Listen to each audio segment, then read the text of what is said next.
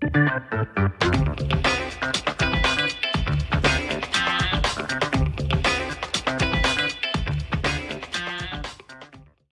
business stakeholder relationship is illustrated here.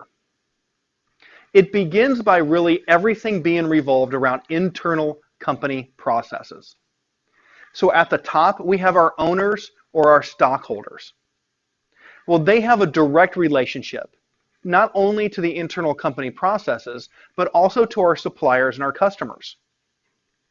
Then we have our customers, who not only have a direct relationship with our internal company processes, but they actually touch everything.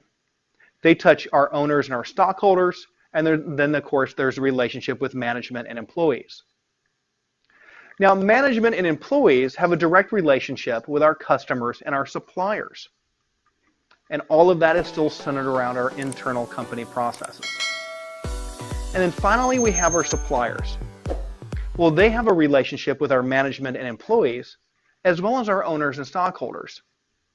So without one, we can't have the other, and all of which have an equal push and an equal presence towards our internal company processes.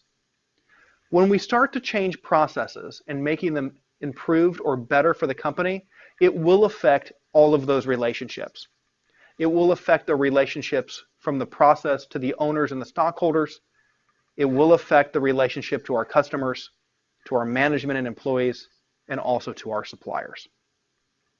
An important tool that we use in the define phase is the stakeholder analysis.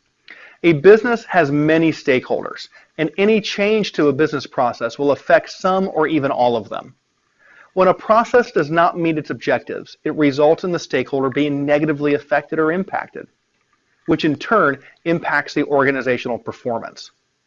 The Six Sigma team must factor in the reasons why that stakeholder may oppose the change effort.